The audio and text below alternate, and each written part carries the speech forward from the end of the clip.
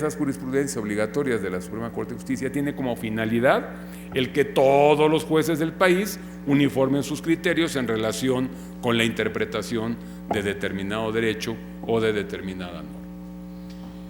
Y en esa virtud fue que se llegó a la conclusión de que no se puede inaplicar la jurisprudencia obligatoria de la Corte por parte de todos los jueces. Se dijo ahí también, se hizo la salvedad, reitero lo que ya dijo el juez Zedillo, se hizo la salvedad de que hay otros instrumentos para poder lograr la modificación de jurisprudencias que se estimen que pudieran ser violatorias de algún derecho humano, pero no que los jueces, en uso de esta facultad, simplemente las inapliquen.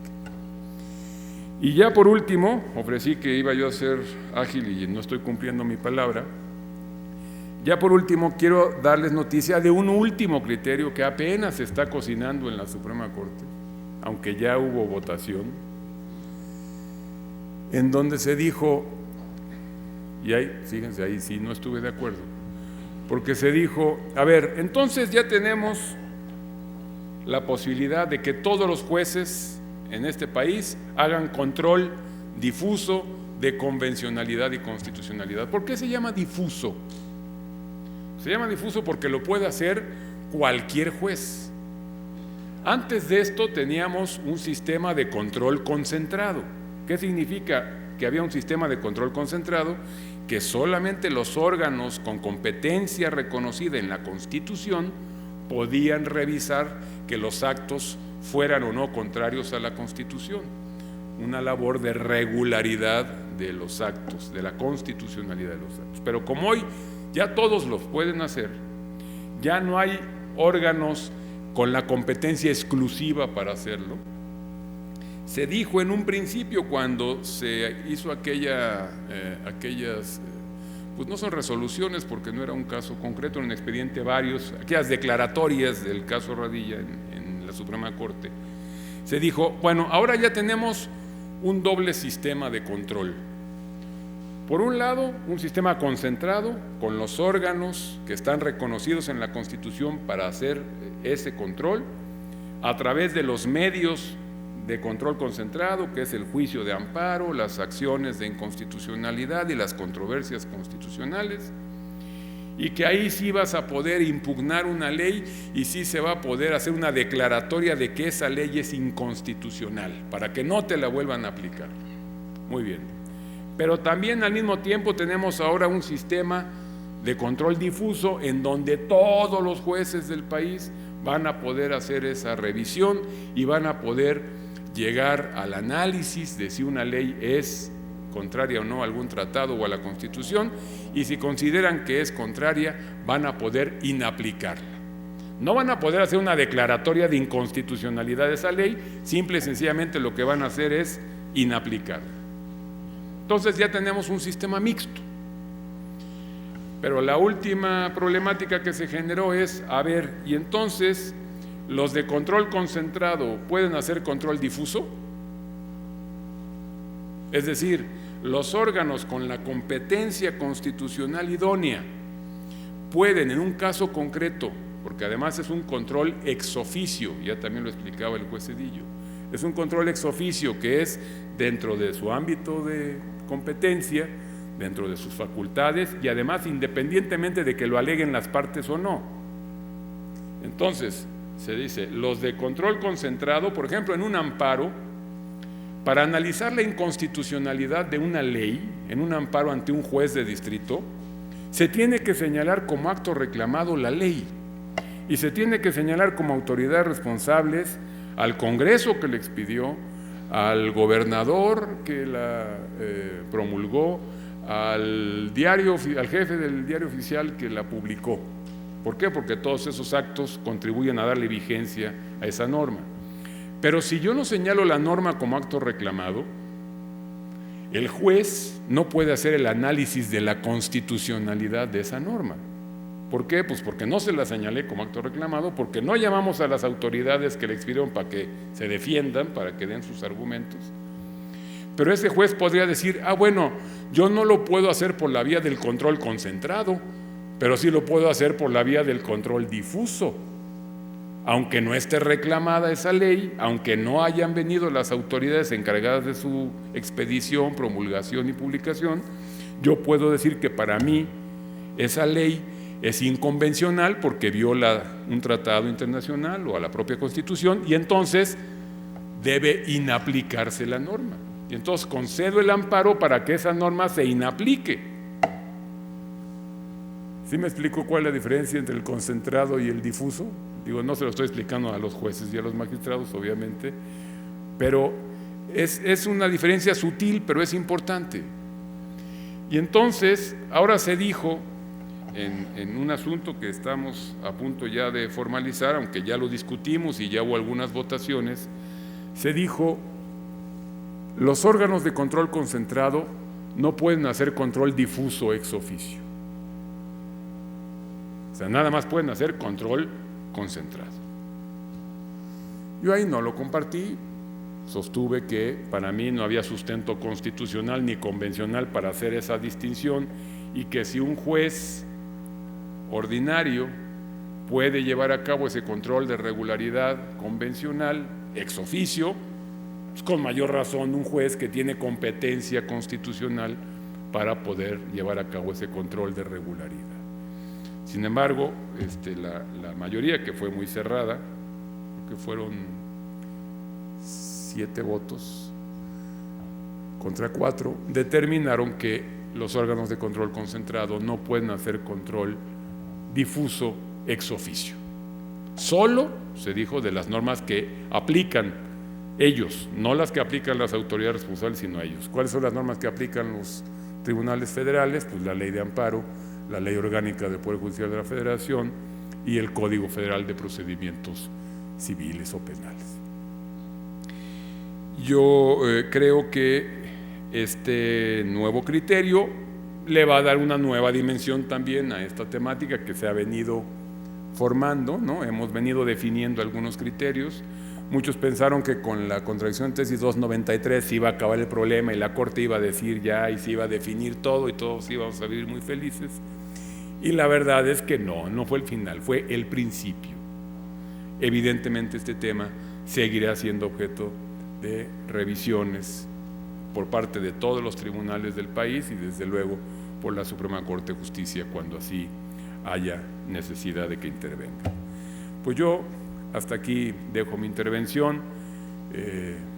No es un tema que tenga soluciones definitivas e indiscutibles, es un tema que está en formación, insisto, y que pues lo valioso es que todos podamos expresar nuestra opinión y tener esta retroalimentación para poder ir definiendo nuestro sistema contemporáneo de control de constitucionalidad y convencionalidad en nuestro país.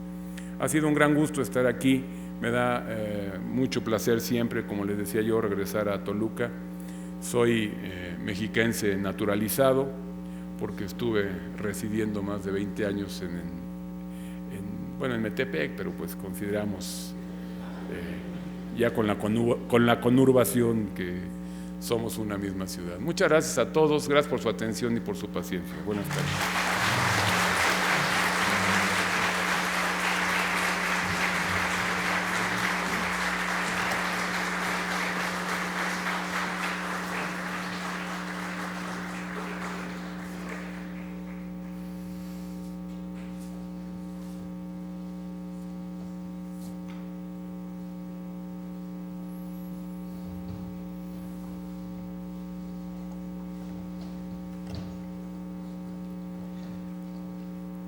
Agradecemos la presencia y su compañía en el presidio de la presidenta de la Comisión de Desarrollo Social, la diputada Nancy América Morón Suárez.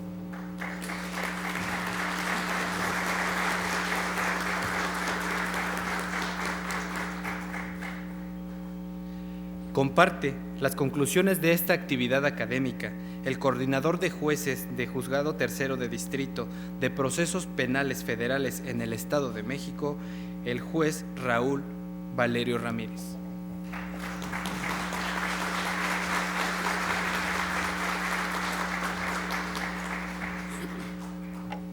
Buenas tardes a todos. Un privilegio, un verdadero honor llegar a este momento en señalar algunos puntos a manera de conclusión de esta conferencia magistral del señor ministro Jorge Mario Pardo Rebolledo. Con su venia, me permito señalar los puntos que considero conclusivos de su magistral conferencia y la que voy a plantear bajo los siguientes puntos. El control de constitucionalidad alude a procedimientos que buscan asegurar que se cumplan los preceptos de la ley suprema. Son dos los grandes sistemas de control constitucional, el político y el judicial. El judicial busca una resolución objetiva sobre la conformidad de un acto de autoridad con la norma constitucional o convencional a través de un proceso formal para la adecuada resolución del asunto. Por eso, el sistema de control constitucional y convencional judicial es el de mayor difusión en la actualidad. Así, podemos afirmar que hay dos clases de control judicial, el concentrado y el difuso. El primero, es decir, el concentrado, se encomienda a un órgano jurisdiccional con competencia especializada en materia constitucional, creado ex professo para ello. El difuso, todos los órganos judiciales del Estado pueden ejercer ese control. Tradicionalmente, solo los órganos jurisdiccionales federales, actuando en los procedimientos especiales, llámese juicio de amparo, controversia constitucional y acción de inconstitucionalidad, pueden resolver si un acto de autoridad es ajustado a la Constitución, control concentrado. Tal paradigma de la concentración se fracturó por varios sucesos. La sentencia de la Corte Interamericana relativa al caso Radilla Pacheco versus México, la reforma constitucional del 10 de junio de 2011 y el cumplimiento por parte de la Suprema Corte de Justicia de la Nación a la referida sentencia de la Corte Interamericana en el famoso expediente Varios 912/2010, decidido el 14 de julio de 2011. Lo anterior dio pauta a que en México se estableciera el control de constitucionalidad y convencionalidad. Esto es, cada tribunal de nuestro país puede ahora estudiar si una ley es contraria a la constitucionalidad y, en su caso, soslayar su aplicación en el asunto concreto. El control difuso, además, cabe decir, posee una doctrina muy desarrollada, desde que fue fundada esta figura en el caso Almonacid Arellano versus Chile. La Corte Interamericana lo ha desarrollado paulatinamente. Una de las mejoras es la jurisprudencia respecto del control de convencionalidad, que declaró su carácter ex officio. Finalmente, podemos decir que el control difuso es una cuestión de estricta constitucionalidad, la inaplicación de una norma jurídica por contravenir la Constitución o los derechos humanos contenidos en instrumentos internacionales que ella sitúa en lugar prominente en el ordenamiento, o bien confirmar que aquella se ajusta a las normas que se desprenden de dichos elementos jurídicos fundamentales, supone contrastar ambos ámbitos jurídicos, el superior y el ordinario. Quien realiza esta operación debe interpretar la Constitución y los tratados internacionales mediante la regla prevista en el artículo 1 constitucional, párrafo 2, y establecer sus alcances, lo que ya de suyo le otorga calidad constitucional a esta acción, porque con ella se define el significado de la ley suprema y de los derechos humanos y, por consiguiente, su misma eficacia. Con base en lo anterior puede decirse que cuando se alega que una autoridad ejerció indebidamente el control difuso o dejó de hacerlo cuando estaba obligado a ello, o que el contenido de su respectiva decisión fue errado, se actualiza una cuestión de estricta constitucionalidad y habrá una violación directa a la ley suprema. Esto tiene gran importancia en la procedencia de los distintos medios de control constitucional concentrado, sobre todo del juicio de amparo, en atención a lo establecido por el último párrafo de la fracción cuarta del artículo 7 de la ley fundamental. De acuerdo con la especie de contravención de que se trate, podrán tomarse diferentes determinaciones según lo que ha establecido la jurisprudencia reciente. Por ello se debe tener cuidado sobre la naturaleza de la violación que acontezca y los efectos que le corresponderán de acuerdo con ella. Desde luego, con todos sus matices, entre ellos los atinentes a la interpretación de las leyes y el conflicto o colisión de normas y principios. Muchísimas gracias.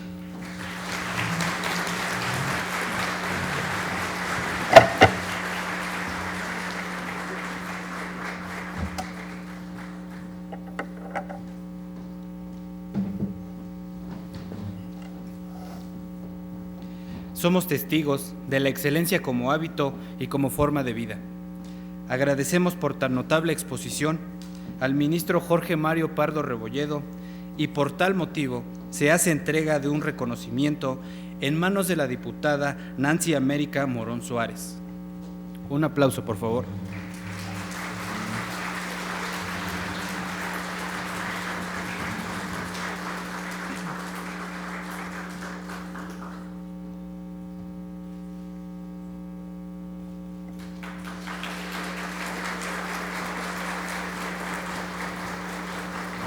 Asimismo, se hace entrega de un presente en manos del magistrado Willy R. Vega Ramírez.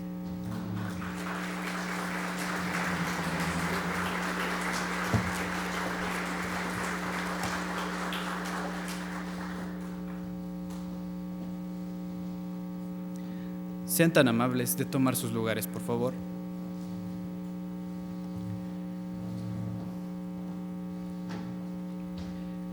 Para clausurar este evento, cedo el uso de la palabra al presidente del primer tribunal colegiado en materia de trabajo del segundo circuito, el magistrado Willy R. Vega Ramírez.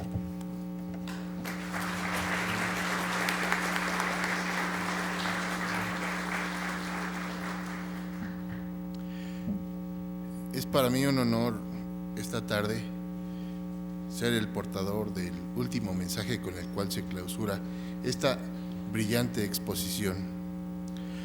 Como hemos sido testigos todos y cada uno de nosotros, ha sido muy provechoso escuchar las palabras del señor ministro don Jorge Mario Pardo Rebolledo, quien con una sencillez extraordinaria nos transmite conocimientos y experiencias que a los juzgadores nos ha costado mucho trabajo entender. Señor ministro, pues muchas felicidades por su exposición. Y bien, pues siendo las, si ustedes me permiten, clausurada esta conferencia magistral del señor ministro don Jorge Mario Pardo Rebolledo, control difuso de la constitucionalidad y convencionalidad y la jurisprudencia. Muchas gracias y buenas tardes.